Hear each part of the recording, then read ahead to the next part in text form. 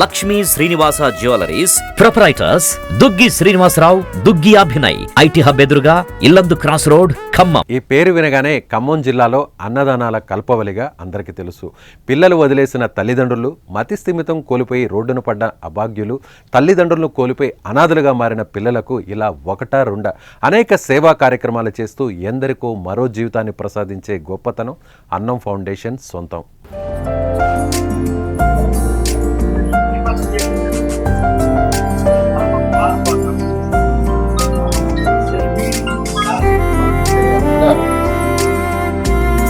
మానసిక పరిస్థితి సరిగా లేని దీనస్థితిలో ఓ తల్లి రహదారి పక్కనే కూర్చొని ఉండగా బిడ్డ మురుగునీటిలో ఆడుకుంటోంది.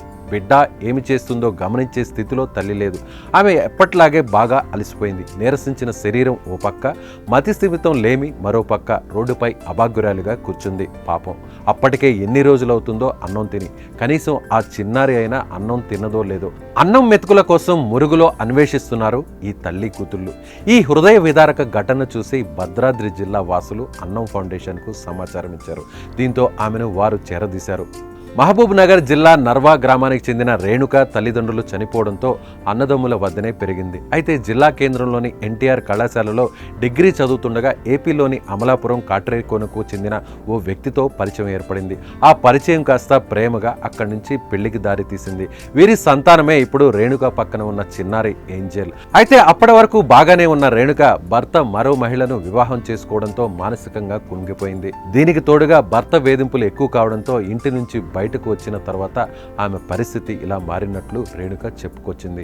ఇక మతి స్థిమితం సరిగా లేని రేణుకను చేరదీసిన అన్నా ఫౌండేషన్ వ్యవస్థాపకుడు అన్నం శ్రీనివాసరావు ఆమెను సాధారణ స్థితికి తీసుకొచ్చారు. ప్రస్తుతం ఆమె పరిస్థితి మంచిగానే ఉంది. గతంలో తనకు జరిగిన విషయాలను చెబుతోంది. తన జీవితంలో జరిగిన ప్రతి విషయాన్ని పంచుకుంది. తనను, తన కూతుర్ని చేరదీసి వసతి కల్పించిన అన్నా ఫౌండేషన్కు రుణపడి ఉంటానంటుంది రేణుక. ఇక రేణుకను తన కుటుంబ సభ్యులకు అప్పగించారు అన్నం ఫౌండేషన్ సభ్యులు.